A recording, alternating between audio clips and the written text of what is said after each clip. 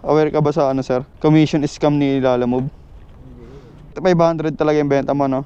Baka kasi binibenta mo siya ng 300 tapos sinabi niya lang na ibebenta niya sa kakilala niya ng 500 tapos may 200 siyang ano, commission. Nakasabay ko pa si sir, yung tumadyak sa akin. Pag mga 11:30 wala tayong nakuha, uwian na. At least kahit pa paano, meron na tayong 700 na din. So mga sir, check nyo na yung rider things natin. Baka nandito na yung mga kailangan nyo. Yung link nasa comment section or description. Ride safe and grind well mga boss. Alright, kumusta kayo mga boss? It's another day, it's another fucking grind. Another tumal na naman. Araw-araw may kasamang dasal yung pag-grind natin, na sana matagos natin yung bawat biyahe. Hindi talaga tayo pinaparanas ng high demand nila Lalamove kahit sobrang init na, no? And sana mabawas-bawasan yung init ng araw. Grabing init kapag tanghali na mga tol. Kaya lagi kayo magbaon ng inyong tubig. Pero hindi naman kailangan malamig, no? Anyway mga tol, may first booking naman ako. Going to Antipolo na agad. So sa mga nagtatanong kung bakit gustong-gusto ko sa Antipolo mga tol, sobrang sarap kasi bumiyahe papuntang Antipolo. Tsaka usually wala pang isang oras makakapunta ka na ng Antipolo. Unlike kapag nagtagig ka, nagpasig ka, nagmandaluyong ka, yung isang oras parang kulang pa papunta dun eh, pag sobrang traffic ka. Eh sa Antipolo kasi diba sobrang lawak ng daan. Kahit matraffic ka doon tol, makakatagas ka eh. Yun lang naman. Kahirapan nga lang din talaga makakuha ng booking doon mga tol. Kaya swerte ka kapag napaganda yung booking mo.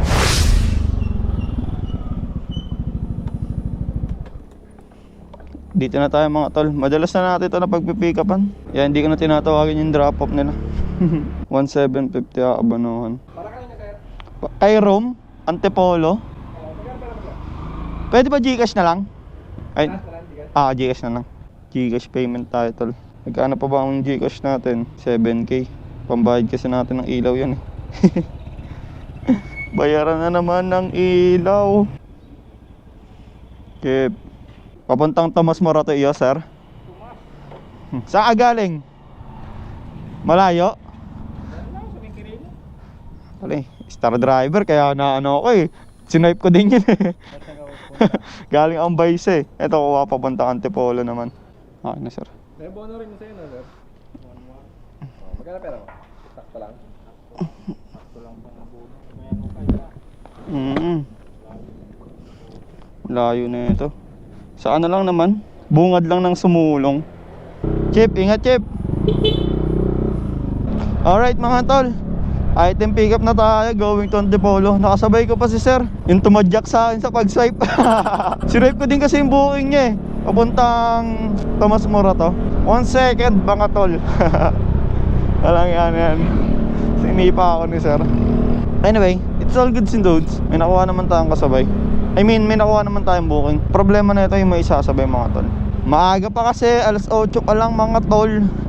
And bibihira pa yung mga ganyang biyaheng malalayo, no? Pero let's see.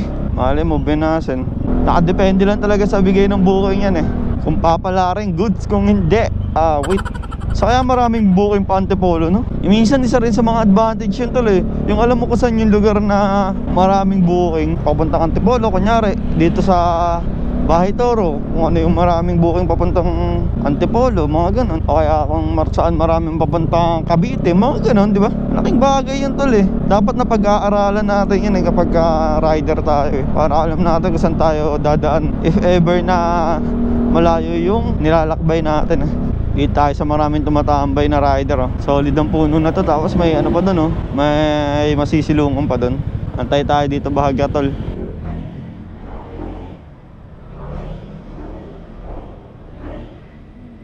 May nakuha agad tayo mga tol. 1 second, tayo naman nakakuha. Papuntang Antipolo din, Benas. Nakakuha agad tayo ng pansabay mga tol. Babakbakin na agad natin to, no? Naka-priority pa mga tol, kaya goods. Sabi sa inyo eh, nakadepende lang yan sa magandang bigay eh. Kakapatay ko pa lang ng makina eh. Sabay pagka-check ko, uy 1 second. Tapos chinek ko pa yung drop off. Pagka-check ko goods, sabay swipe. Buti sa atin ako napunta. Your destination is on the right.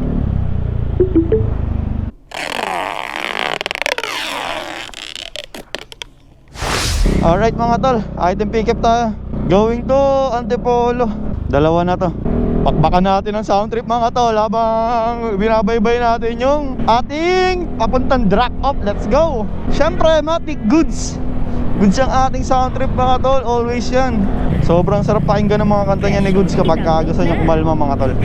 Para lahat gumaan. Tanggap ko na minsan hindi sasamahin, mga pangyayari hindi magaan, pero pagtsatsagaan hanggang sa makuha pangarap ay gagalawan. Tanda na yung papalagan sa paraan, di na magpapasakal. Nung mga panahong wala, pagsika sa akin ang sumain. Di nagtang ko kahit naman sakit, naisip ko lang naman. Your destination is on the right. Dito na tayo mga tol. Sumo Cafe. Lalamove, de-deliver. De-deliver. Ano ba yan na yan? Di pa eh. Di ba? Ay, wala. Kadali na lang kasi. Ano na lang eh. Dahil kasi dito yung nakadiving sila kung nag-aaral. Dali lang po. Sila nag-i-receive. Bilisanin natin nakarating tol, kaso waiting pa tayo. Wala pa yung magre-receive. Wait. A few moments later. Alright mga tol, delivery completed tayo dito sa Sumo Cafe. Medyo natagalan tayo, pero it's all goods in the hoods kasi Antipolo lang din naman yung last drop off natin, pero medyo malayo-layo pa to. Nasa 6 kilometers pa ata to. Biyahin na natin to para mapabilis tayo.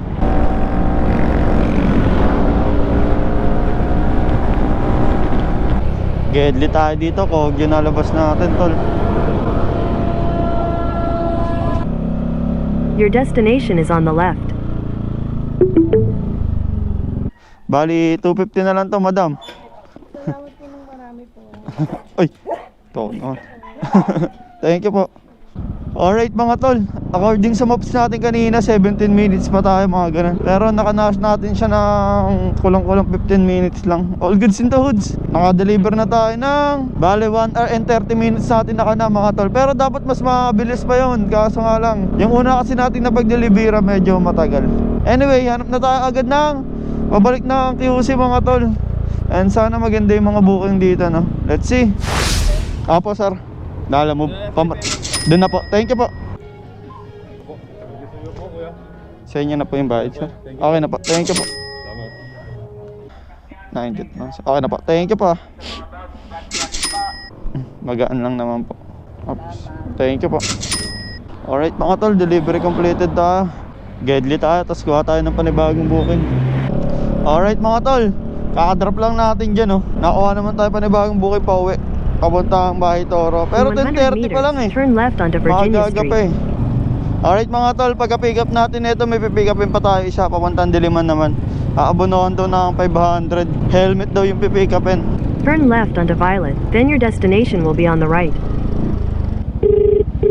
Hello po, Lalamove po. Dito na po ako sa number 181. Okay po, wait lang po, palabas na po. Sige po, thank you po, ingat po. Pabanta po yan ng Bahay Toro na. Okay na po. Okay po, thank you po. Sige po, sige po. Hello. Take the next left onto Camichile Street. Your destination is on the left. Hello po, Lalamove po. Yes, boss. Doon tayo sa labas, boss. Opo, number 9. Sige, boss. Malbis na ka, boss. Sige po, thank you po, ingat po. Dito na tayo mga tol, double check lang natin kung goods. Double check ko lang daw sir kung kompleto yung form.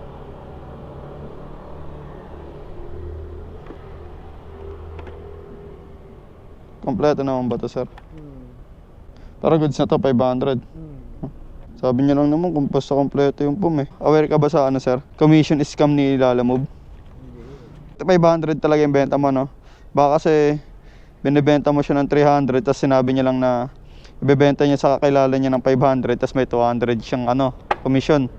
Tapos ipapasan niya sa kanya yung 200. For awareness lang din naman. Basta double check mo lang din sir yung number ko. Baka may message siya sa'yo ng ganun eh. For safety lang din ng pera natin. 500 sir, okay na sir. Thank you pa. Okay sir, no problem. Hello po, Lalamove po. Hello, boss. Aba. Sir, bali na pick up ko is ano, Spider helmet Shift 3, no? Color black. Aba, nandiyan ka na, boss? Oo sir. Goods naman yung foam niya sir, kompleto. Tapos ano lang, medyo may gas-gas lang din yung mga Yung ano talaga helmet. Yung strap niya, boss, okay naman? Apo, buo naman. Buo naman yung strap. Sige, Nalalak okay. naman po. Sige, sige. Pwede to pang Project Carbon o kaya ano, penturaan ng malupit.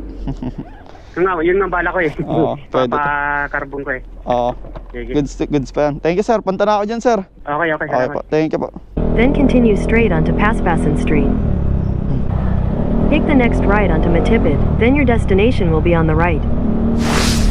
Kay Edward po, sinabi na po sa inyo, 634 po yung total. 650 daw. 650 na daw po kunin. Thank you po. Thank you po. Opo, thank you po. Nabibenta pa pala yung ganun. Ay, 500.